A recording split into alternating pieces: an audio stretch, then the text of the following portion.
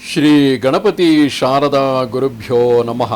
ಯತ್ರ ಯೋಗೇಶ್ವರ ಕೃಷ್ಣೋ ಯತ್ರ ಪಾರ್ಥೋ ಧನುರ್ಧರಃ ತತ್ರ ಶ್ರೀ ವಿಜಯ ಭೂತಿರ್ಧ್ರುವ ನೀತಿರ್ಮತಿರ್ಮಮ. ಶ್ರೋತೃಗಳಿಗೆ ಶ್ರೀ ಅಳಸಿಂಗರಾಚಾರ್ಯ ವಿರಚಿತ ಶ್ರೀ ವ್ಯಾಸ ಮಹರ್ಷಿ ಪ್ರಣೀತ ಶ್ರೀಮನ್ ಮಹಾಭಾರತದ ಅಶ್ವಮೇಧಿಕ ಪರ್ವದಲ್ಲಿ ವ್ಯಾಸ ಮಹರ್ಷಿಯು ಯುಧಿಷ್ಠಿರನಿಗೆ ಸಂವರ್ತ ಮರುತ್ತೀಯವೆಂಬ ಉಪಾಖ್ಯಾನವನ್ನು ಹೇಳಲಾರಂಭಿಸಿದುದು. ಮರುತ್ತನು ಹಿಮಾಲಯದ ಉತ್ತರ ಪಾರ್ಶ್ವದಲ್ಲಿ ಯಜ್ಞಕ್ಕೆ ಬೇಕಾದ ಕುಂಡ ಭಾಂಡಾದಿ ಪಾತ್ರೆಗಳನ್ನೆಲ್ಲ ಬಂಗಾರದಿಂದಲೇ ಮಾಡಿಸಿ ಯಜ್ಞದಲ್ಲಿ ತೊಡಗಿಕೊಂಡುದು ಎಂಬ 4ನೆಯ ಅಧ್ಯಾಯಕ್ಕೆ ಸ್ವಾಗತ. ಹಿಂದಿನ ಅಧ್ಯಾಯದಲ್ಲಿ ಮಹಾಭಾರತ ಯುದ್ಧಾನಂತರ ಭೀಷ್ಮ ದ್ರೋಣ ಕರ್ಣಾದಿಗಳನ್ನೆಲ್ಲ ತಾನೇ ಕೊಲ್ಲಿಸಿದನೆಂದು ಅತ್ಯಂತ ದುಃಖ ಸಂತಾಪದಿಂದ ಕುಸಿದು ಹೋಗಿದ್ದ ಯುಧಿಷ್ಠಿರನಲ್ಲಿ ಧೈರ್ಯ ತುಂಬುವ ಸಲುವಾಗಿ ವ್ಯಾಸರು ಆತನಿಗೆ ಅಶ್ವಮೇಧ ಯಜ್ಞವನ್ನು ಮಾಡುವಂತೆ ಹೇಳುತ್ತಾರೆ.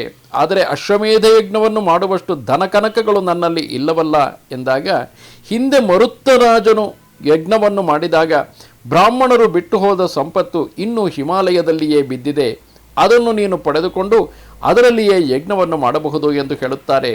ಆಗ ಆ ಮರುತ್ತರಾಜನು ಯಾರು ಎಂದು ಯುಧಿಷ್ಠಿರನು ಕೇಳಿದ ಪ್ರಶ್ನೆಗೆ ವ್ಯಾಸರು ಮರುತ್ತರಾಜನ ಉಪಾಖ್ಯಾನವನ್ನು ಹೇಳುತ್ತಿರುವರು.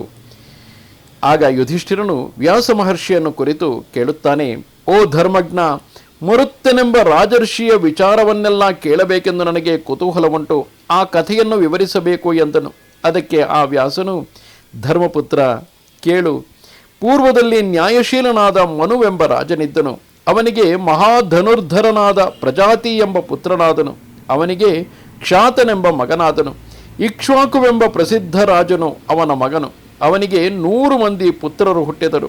ಇಕ್ಷ್ವಾಕುವು ಆ 100 ಮಂದಿ ಪುತ್ರರಿಗೂ ಬೇರೆ ಬೇರೆ ರಾಜ್ಯ ಭಾಗಗಳನ್ನು ಕೊಟ್ಟು ಎಲ್ಲರನ್ನೂ ರಾಜರನ್ನಾಗಿ ಮಾಡಿದನು. ಅವರಲ್ಲಿ ಜ್ಯೇಷ್ಠನಿಗೆ ವಿಂಶನೆಂದು ಹೆಸರು. ಧನುರ್ಧಾರಿಗಳಿಗೆ ಆದರ್ಶಭೂತನಾಗಿದ್ದ ವಿಂಶನ ಮಗನು ವಿವಿಂಶನೆಂಬುವನು. ಈ ವಿವಿಂಶನಿಗೆ 15 ಮಂದಿ ಮಕ್ಕಳಾದರು.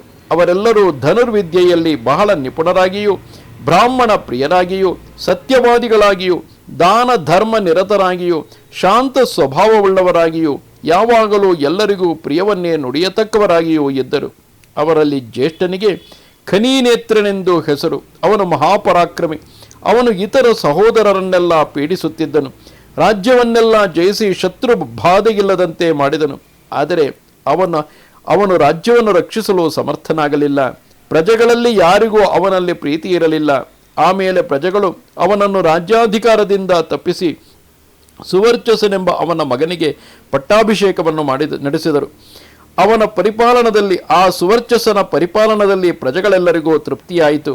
ಇವನು ತನ್ನ ತಂದೆಯ ಅನೀತಿಯನ್ನು, ಅವನಿಗೆ ಪ್ರಜೆಗಳಿಂದ ಉಂಟಾದ ರಾಜ್ಯ ಭ್ರಂಶವನ್ನು ನೋಡಿ ಪ್ರಜೆಗಳಿಗೆ ಕ್ಷೇಮವನ್ನು ಉಂಟು ಮಾಡುವುದರಲ್ಲಿಯೇ ಎಚ್ಚರಿಕೆಯುಳ್ಳವನಾಗಿ ರಾಜ್ಯ ಪರಿಪಾಲನವನ್ನು ನಡೆಸುತ್ತಿದ್ದನು. ಅವನು ಬ್ರಾಹ್ಮಣ ಪ್ರಿಯನಾಗಿಯೂ ಸತ್ಯವಾದಿಯಾಗಿಯೂ ಶುದ್ಧನಾಗಿಯೂ ಶಮದಮಾದಿ ಗುಣಗಳಿಂದ ಕೂಡಿದವನಾಗಿಯೂ ಇದ್ದನು. ಅವನು ಯಾವಾಗಲೂ ಧರ್ಮ ಕಾರ್ಯಗಳನ್ನು ನಡೆಸುತ್ತಾ ಬಹಳ ಉದಾರ ಸ್ವಭಾವವುಳ್ಳವನಾಗಿದ್ದನು. ಇದರಿಂದ ಪ್ರಜೆಗಳಿಗೂ ಅವನಲ್ಲಿ, ಆ ಸುವರ್ಚಸನಲ್ಲಿ ಬಹಳ ವಿಶ್ವಾಸವಿದ್ದಿತು. ಆದರೆ ಧರ್ಮ ಕಾರ್ಯಕ್ಕಾಗಿಯೇ ವಿಶೇಷ ದ್ರವ್ಯವನ್ನು ವೆಚ್ಚ ಮಾಡುತ್ತಿದ್ದ ಅವನಿಗೆ ಭಂಡಾರವೆಲ್ಲವೂ ಬರಿದಾಗುತ್ತಾ ಬಂದಿತು. ಹೀಗೆ ಅವನ ಭಂಡಾರವು ಬರಿದಾದ ಸಮಯವನ್ನು ನೋಡಿ ಸುತ್ತಮುತ್ತಿನ ರಾಜರೆಲ್ಲರೂ ಅವನಿಗೆ ನಾನಾ ಕಡೆಗಳಿಂದ ತೊಂದರೆಗಳನ್ನು ಕೊಡಲು ಆರಂಭಿಸಿದರು. ಹೀಗೆ ನಾನಾ ಕಡೆಗಳಿಂದ ತನಗೆ ಬಂದ ಉಪದ್ರವಗಳನ್ನು, ತನ್ನ ವಸ್ತು ವಾಹನಗಳು ಭಂಡಾರವು ಬರಿದಾಗಿರುವುದನ್ನು ನೋಡಿ ಅವನಿಗೆ ಮಹತ್ತಾದ ವ್ಯಸನ ಉಂಟಾಯಿತು. ಅವನ ಭೃತ್ಯರು ಪುರಜನರು ಅವನ ಕಷ್ಟದಲ್ಲಿ ತಾವು ಸಮಭಾಗಿಗಳಾಗಿ ಶೋಕಿಸುತ್ತಿದ್ದರು. ಇವನು ಒಳ್ಳೆ ಸಚ್ಚರಿತವುಳ್ಳವನಾಗಿಯೂ ಧರ್ಮನಿರತನಾಗಿಯೂ ಇದ್ದುದರಿಂದ ಅವನಿಗೆ ಸೇನಾಬಲವಿಲ್ಲದಿದ್ದರೂ ಶತ್ರುಗಳಾರು ಅವನನ್ನು ಕೊಲ್ಲುವುದಕ್ಕೆ ಸಮರ್ಥರಾಗಲಿಲ್ಲ. ತನ್ನ ಸಮಸ್ತ ಪುರಜನರೊಡನೆ ಕಷ್ಟಕ್ಕೊಳಗಾಗಿ ಚಿಂತಿಸುತ್ತಿದ್ದ ಆ ರಾಜನು ತನ್ನ ಕೈಗಳನ್ನು ಶಂಖದ ಹಾಗೆ ಜೋಡಿಸಿ ಒಂದಾವರ್ತಿ ಅದನ್ನು ಊದಿದನು. ಆ ಧ್ವನಿಯು ಹೊರಟೊಡನೆ ದೊಡ್ಡ ಸೈನ್ಯವೊಂದು ಉತ್ಪನ್ನವಾಯಿತು. ಈ ಸೇನಾಬಲದಿಂದ ತನ್ನ ಸುತ್ತಮುತ್ತಿನ ಸಾಮಂತರಾಜರನ್ನೆಲ್ಲ ಜಯಿಸಿದನು. ವತ್ಸ ಯುಧಿಷ್ಠಿರ, ಇದರಿಂದ ಅವನಿಗೆ ಕರಂದವನೆಂಬ ಹೆಸರು ಪ್ರಸಿದ್ಧವಾಯಿತು. ತ್ರೇತಾಯುಗದ ಆದಿಯಲ್ಲಿ ಅವನಿಗೆ ಅವಿಕ್ಷತ್ತೆಂಬ ಮಗನಾದನು. ಇವನು ಐಶ್ವರ್ಯದಲ್ಲಿ ದೇವೇಂದ್ರನಿಗೆ ಸಮಾನನಾಗಿ ದೇವತೆಗಳಿಗೂ ದುರ್ಜಯನೆನಿಸಿದ್ದನು. ಅವನಿಗೆ ಎಲ್ಲ ರಾಜರು ಅಧೀನರಾಗಿದ್ದರು. ಒಳ್ಳೆಯ ನಡತೆಯಲ್ಲಿಯೂ ಪರಾಕ್ರಮದಲ್ಲಿಯೂ ಎಲ್ಲ ರಾಜರಿಗೂ ಅವನು ಮೇಲೆನಿಸಿಕೊಂಡು ದೊಡ್ಡ ಚಕ್ರವರ್ತಿ ಎಂಬ ಹೆಸರನ್ನು ಪಡೆದನು.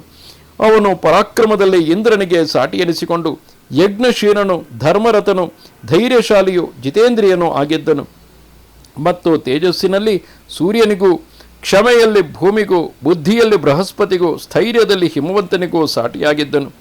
ಅವನು ತನ್ನ ತ್ರಿಕರಣ ಶುದ್ಧಿಯಿಂದಲೂ ಶಮದಮಾದಿ ಗುಣಗಳಿಂದಲೂ ಪ್ರಜೆಗಳ ಮನಸ್ಸನ್ನು ತೃಪ್ತಿಗೊಳಿಸುತ್ತಿದ್ದನು. ಅವನು 100 ಅಶ್ವಮೇಧ ಯಾಗಗಳನ್ನು ಶಾಸ್ತ್ರೋಕ್ತವಾಗಿ ಮುಗಿಸಿದನು. ಮಹಾವಿದ್ವಾಂಸನೆನಿಸಿದ ಅಂಗೀರಸ್ಸೆಂಬ ಮಹರ್ಷಿಯೇ ಪುರೋಹಿತನಾಗಿ ಅವನಿಂದ ಯಾಗಗಳನ್ನು ಮಾಡಿಸಿದನು. ಈ ಅವಿಕ್ಷಿತ್ತಿಗೆ ಮರುತ್ತನೆಂಬ ಮಗನಾದನು.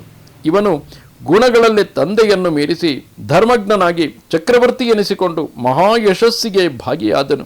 ಇವನು 10,000 ಆನೆಗಳ ಬಲವುಳ್ಳವನಾಗಿ ಸಾಕ್ಷಾತ್ ವಿಷ್ಣುದೇವನೋ ಎಂಬಂತೆ ಇದ್ದನು. ಇವನು ದೊಡ್ಡ ಯಾಗವೊಂದನ್ನು ಮಾಡಬೇಕೆಂಬ ಉದ್ದೇಶದಿಂದ ಆ ಯಜ್ಞಕ್ಕಾಗಿ ಸುವರ್ಣದಿಂದ 1000 ಪಾತ್ರೆಗಳನ್ನು ಮಾಡಿಸಿದನು. ಅವನು ಹಿಮಾಲಯದ ಉತ್ತರ ಪಾರ್ಶ್ವದಲ್ಲಿರುವ ಮೇರು ಪರ್ವತಕ್ಕೆ ಹೋಗಿ ಕಾಂಚನವೆಂಬ ಅದರ ಒಂದು ದೊಡ್ಡ ಪರ್ವತ ಪಾದದಲ್ಲಿ ಈ ಯಜ್ಞ ಕಾರ್ಯವನ್ನು ಆರಂಭಿಸಿದನು. ಈ ಯಜ್ಞಕ್ಕಾಗಿ ಸುವರ್ಣದಿಂದಲೇ ಗಡಿಗೆ, ಕುಡಿಕೆ ಮುಂತಾದ ಪಾತ್ರೆಗಳನ್ನು, ಕುಕ್ಕೆಗಳನ್ನು, ಆಸನಗಳನ್ನು ಮಾಡುತ್ತಿದ್ದ ಸ್ವರ್ಣಕಾರರ ಅಂದರೆ ಅಕ್ಕಸಾಲಿಗರ ಸಂಖ್ಯೆಗೆ ಮಿತಿಯೇ ಇರಲಿಲ್ಲ. ಈ ಕಾಂಚನವೆಂಬ ಗುಡ್ಡದ ಸಮೀಪದಲ್ಲಿಯೇ ಆ ರಾಜನು ಯಜ್ಞವಾಟವನ್ನು ಕಲ್ಪಿಸಿ ತನ್ನ ಕಡೆಯ ಅನೇಕ ರಾಜರೊಡನೆ ಶಾಸ್ತ್ರೋಕ್ತವಾಗಿ ಯಾಗವನ್ನು ಆರಂಭಿಸಿದನು. ಇದು ಶ್ರೀಮನ್ ಮಹಾಭಾರತದ ಅಶ್ವಮೇಧಿಕ ಪರ್ವದ 4ನೆಯ ಅಧ್ಯಾಯವು. ನಮಸ್ತೆ ಶಾರದೆ ದೇವಿ ಕಾಶ್ಮೀರ ಪುರವಾಸಿನಿ ತ್ವಾಮಹಂ ಪ್ರಾರ್ಥಯೇ ನಿತ್ಯಂ ವಿದ್ಯಾದಾನಂಚ ದೇಹಿ ಮೇ. ನಮಸ್ಕಾರ.